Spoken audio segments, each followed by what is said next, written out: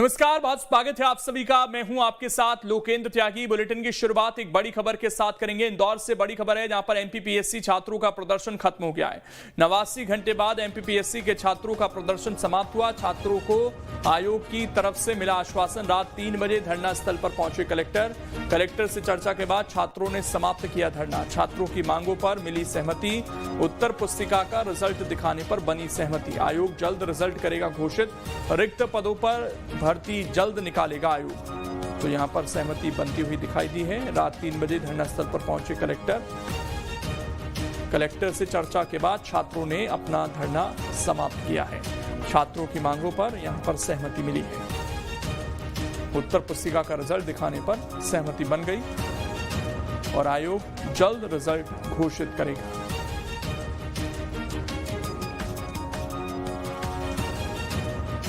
तो एमपीपीएससी छात्रों का प्रदर्शन खत्म हो गया है। 89 घंटे बाद एमपीपीएससी के छात्रों का प्रदर्शन समाप्त हुआ। छात्रों को आयोग की तरफ से आश्वासन मिला है। रात 3 बजे धरना स्थल पर पहुंचे कलेक्टर।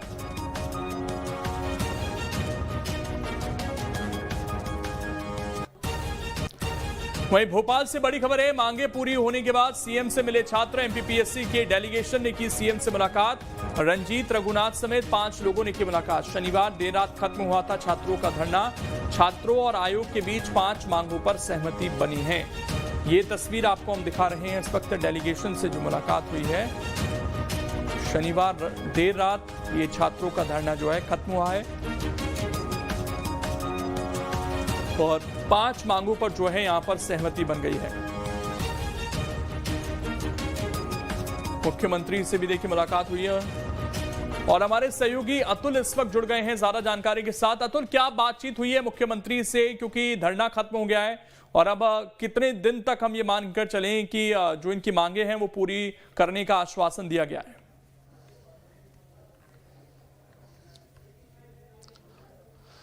देखिए, मुख्यमंत्री मोहन यादव से डेलीगेट ने मुलाकात करी थी और मुख्यमंत्री निवास पे ये मुलाकात हुई थी और जिस तरीके से 7 सूत्रीय मांगों को लेके कल देर रात में सहमति बनी है और उसी 7 सूत्रीय मांगों को मुख्यमंत्री मोहन यादव के सामने भी इन एमपीपीएससी के छात्रों ने रखा था। देखिए, खास तौर पे जिस तरीके से हमने देखा कि लगातार धरने पे बैठे हुए थे और कड़कड़ाती ठंड में जिस तरीके से छात्रों का धरना चल रहा था, उससे कहीं ना कहीं सरकार की तरफ से पहल की भी की गई थी। हालांकि देखिए, मुख्यमंत्री मोहन यादव लगातार इस बात को कह रहे थे कि प्रदेश सरकार युवाओं के साथ और छात्रों के साथ हमेशा खड़ी है और जो भी उनकी जायज मांगे होगी उन्हें सरकार पूरी करने के लिए प्राथमिकता के साथ रहेगी। देखिए, इसके अलावा अगर हम देखें तो जो 7 मांगे मानी गई हैं, खासतौर पे जिस तरीके से एमपीपीएससी में सुधार कमेटी को लेकर बात लगातार चल रही थी कि काफी जो एमपीपीएससी के जो नियम है उसमें कई सुधार होने हैं। ऐसे में कमेटी की तरफ से जब ये बात रखी गई, खासतौर पर छात्रों की तरफ से बात रखी गई, तो कमेटी बनाने का निर्णय लिया गया है और जल्दी इसके ऊपर कार्रवाई होते हुए भी दिखाई देगी। खासतौर इसके अलावा अगर हम देखें तो अधिकतम पोस्ट की भर्ती पर भी लगातार छात्र मांग कर रहे थे और देखिए जिस तरीके से धरना चल रहा था उस दौरान तमाम मीडिया ने जब इसको खबरता प्रमुखता से दिखाई थी, उस समय छात्र यही कहते हुए दिखाई दे रहे थे कि ज्यादा से ज्यादा पोस्टों पे भर्ती हो, इसको लेके मांग की जा रही है। हालांकि सरकार की तरफ से भी लगातार यही कहा जा रहा था कि जल्द से जल्द तमाम जो मांगे उनको पूरी की जाएगी और पोस्टों को लेकर जो बात की जा रही है कि अधिकतम पोस्ट भरी जाए, इसको लेकर सरकार की तरफ से सहमति मिली है। यानी कि जिला प्रशासन के जब अधिकारी कल मिले तो उसको सहमति मिली और आज मुख्यमंत्री मोहन यादव से चर्चा की तो उस दौरान भी ये बात सामने छात्रों ने रखी थी। देखिए, इसके अलावा अगर हम बात करें तो 87% छात्रों की जो कॉपी, बिल्कुल, जो और मांगे हैं मैं उन पर भी आपसे बातचीत करूंगा। तो लेकिन एक बार कलेक्टर ने क्या कुछ कहा है वो सुनवा देते हैं। जल्दी इसको लेके छात्रों के द्वारा मांगे करी जा रही थी, उनके संबंध में विगत 3-4 दिनों से लगातार हमारे शासन के प्रतिनिधि लगातार उनसे बातचीत कर रहे थे और जो जायज़ मांगे थी उन पर कोई अंतर्विरोध भी नहीं था। जो 2-3 ऐसी मांगे थीं जिनके संबंध में जो मुद्दे हैं वो माननीय उच्च न्यायालय उच्चतम न्यायालय में लंबित हैं, इसीलिए उन पर कोई निर्णय नहीं हो सकता था। जो 2-3 इम्पॉर्टेंट पॉइंट्स थे जिसमें कि सीटों की संख्या की बात थी, तो उसमें चूँकि शासन पहले से ही कटिबद्ध है कि अधिक से अधिक संख्या में रिक्तियां निकाली जाएं, भर्तियां करी जाएं, तो इस संदर्भ में कोई किसी भी तरीके का अंतर्विरोध नहीं था।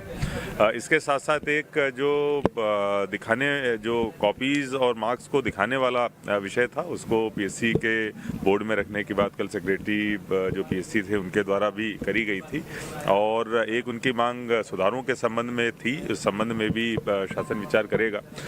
सारी बातों को लेके आज जो बातचीत हुई थी उसके बाद उनके द्वारा वो प्रदर्शन जो है खत्म किया गया था। आज माननीय मुख्यमंत्री जी के साथ उनकी मुलाकात भी हुई है और निश्चित रूप से शासन की जो नीति है, माननीय मुख्यमंत्री जी की जो मंशा है कि अधिक से अधिक संख्या में रिक्तियां भी निकाली जाएं और इसके साथ साथ छात्रों के हित में और लोक सेवा आयोग के सुधारों के लिए जो भी चीज़ करी जानी होगी वो माननीय मुख्यमंत्री जी के द्वारा निश्चित रूप से निर्देशित करी जाए।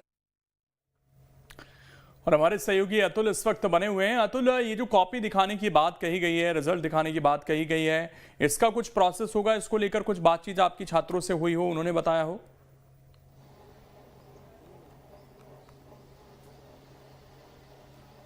देखिए, छात्रों की तरफ से यही कहा जा रहा था कि लंबे समय से इस बात की वो मांग कर रहे थे कि लगभग जो छात्र है उनको उनकी कॉपी दिखाई जाए, अंक मूल्यांकन क्या हुआ है वो कम से कम छात्रों के सामने रखे जाए। इसको लेकर भी सहमति बनी है। देखिए, लोग जिस तरीके से कलेक्टर बता रहे थे, लगभग 87% से ज़्यादा अंक पाने वाले छात्रों को कॉपी दिखाने की ये व्यवस्था की जाएगी। हालांकि अभी सब आश्वासन है और तमाम जो चीज़ें पाइपलाइन में जाएंगी। खासतौर पर देखिए, मध्य प्रदेश के मुख्यमंत्री मोहन यादव ने, हमने देखा बीते कुछ दिनों पहले ही घोषणा करी थी कि मध्य प्रदेश में अगले साल यानी 2025 में 1 लाख नई भर्तियां होने जा रही हैं। हालांकि यही मांग छात्रों की भी थी। इसको लेके सहजता से स्वीकार भी किया गया। सरकार ने जिस तरीके से कहा भी है कि अगले साल तक बड़ी नियुक्तियां मध्य प्रदेश के अंदर होने जा रही है और इसी को लेकर बात की जा रही थी। हालांकि देखिए, जिस तरीके से एमपीपीएस में कमेटी का गठन जो जरूरी था, जिस छात्र को यही कह रहा था कि जिस तरीके से जो न्याय की बात की जा रही थी या खास तौर पर जो जटिलताएं इस परीक्षा के अंदर होती हैं, परीक्षा के बाद की जो चुनौतियां रहती हैं एमपीपीएससी की, उसमें कमेटी का गठन होना चाहिए ताकि छात्र अपनी बात उस कमेटी तक रखे और कमेटी पूरी बात को निर्धारित समय में सुलझा दे उस तमाम समस्याओं को। तो ऐसे में इस बात का भी लेकर सहमति बनती हुई दिखाई दे रही है।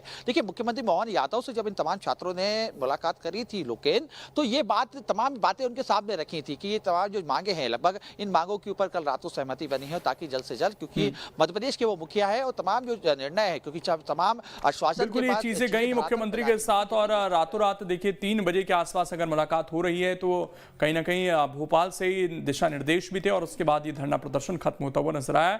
बहुत बहुत शुक्रिया आपका जुड़ने के लिए और जानकारी देने के लिए। वहीं रायपुर से बड़ी खबर है, लुटेरों ने कारोबारी के घर में की लूटपाट। 3 से 4 नकाबपोश लुटेरों ने वारदात को दिया अंजाम। 3 लाख रुपए और बाइक पर किया हाथ साफ। चोरी के दौरान चौकीदार पर भी किया हमला। मामले की जांच में पुलिस की टीम जुटी हुई है। बड़ी खबर इस वक्त भी आपको बता रहे हैं, 3 से 4 नकाबपोश लुटेरों ने वारदात को अंजाम दिया है। अजय श्रीवास्तव इस वक्त हमारे साथ जुड़ गए हैं फोन लाइन पर। अजय, क्या जानकारी है पूरे मामलों पर?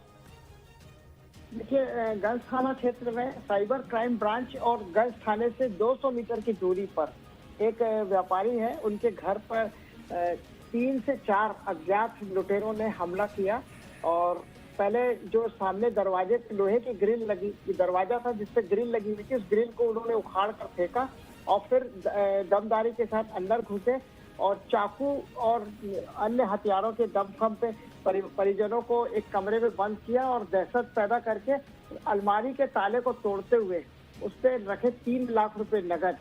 केवल ये बात भी विचारणीय और सोचनीय बात है कि केवल वो 3 लाख रुपए के लिए ही उन्होंने सिर्फ एक ही अलमारी को तोड़ा, बाकी घर के परिवार के किसी के साथ कोई लूट खसोट नहीं करी। ये एक थोड़ा सा चिंतनीय विषय और संदिग्धता को पैदा करता है कि ये सिर्फ 3 लाख रुपए लूटने आए थे और कुछ तो जब जाने लगे तो इन्होंने सबको एक कमरे में बंद किया और निकलते टाइम चौकीदार ने इनको रोकने की कोशिश की। जो कारोबारी के गेटमैन था, जो गार्ड था, उसने रोकने की जब कोशिश की उसके साथ भी मारपीट की और उसको चाकू से उस पर हमला किया और सिर पे पत्थर मारा और उसके बाद उसी की 2 पहिया वाहन को लेकर ये तीनों जो 3 से 4 जो चोर थे वो भाग गए मौके से। अब पुलिस विवेचना कर रही है और राजधानी अब इन दिनों अपराधियों का गढ़ बन चुकी है। हालांकि कल पुलिस अधीक्षक ने 100 से ज्यादा बदमाशों की परेड ली, उनके साथ थोड़ी सख्ती भी दिखाई, उनको धमकी भी दी और कानूनी समस्याओं से निपटने की बात की, लेकिन अपराधियों में खौफ पैदा नहीं कर पा रहे हैं। हालांकि ये बात सही है कि कुछ अपराधियों में दहशत आई होगी। एक कहावत है कि 1 को मारे 2 को मारे, तीसरा दहशत में मर जाए, लेकिन ऐसी कार्यवाही के जो ये कहावत पर कार्यवाही साक्ष्य होती नहीं दिख रही है कहीं भी। शुक्रिया अजय आपका जुड़ने के लिए और जानकारी देने के लिए। तो एक जो सख्त मैसेज आना चाहिए वो अभी तक आता हुआ नहीं दिख रहा है। आगे बढ़ते नरसिंहपुर में भामा रोड पर हुई सड़क दुर्घटना में एक युवक की मौत के बाद दूसरे दिन आक्रोशित ग्रामीणों ने चक्का जाम कर दिया और प्रशासन के खिलाफ जमकर नारेबाजी की। दरअसल भामा रोड पर रेत से भरे डंपर ने एक बाइक सवार को कुचल दिया था, जिसकी इलाज के दौरान मौत हो गई। जिसके बाद दूसरे दिन आज सुबह बड़ी संख्या में ग्रामीण एकत्रित हुए और भामा रोड पर चक्का जाम कर लोगों का आरोप है कि इस रोड से रोज सैकड़ों की संख्या में तेज रफ्तार से डंपर दौड़ रहे हैं। ना ही कोई स्पीड ब्रेकर है, ना ही कोई उन्हें रोकता है। वहीं नारेबाजी को देखते हुए बड़ी संख्या में पुलिस बल मौके पर पहुंच गई।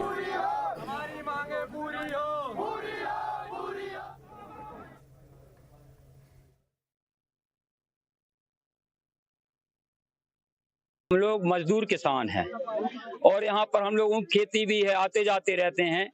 लेकिन कल की घटना में सबसे बड़ी वेदना हमको ये है कि हमारा लड़का तड़प तड़प के मर गया।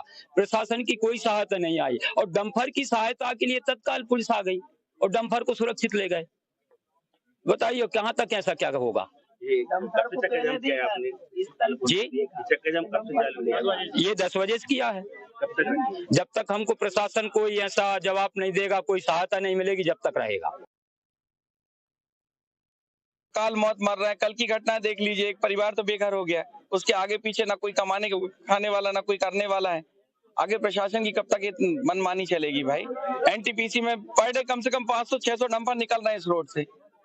कहीं ना कोई ब्रेकर है, ना किसी गाड़ियों की स्पीड की कोई लिमिट है। 10-10, 15-15 एक साथ क्रॉसिंग में दिक्कत जाती है कि ऐसा लगता है ट्रेन को तो लोग क्रॉस कर लेंगे, डंपरों को कैसे क्रॉस करेंगे।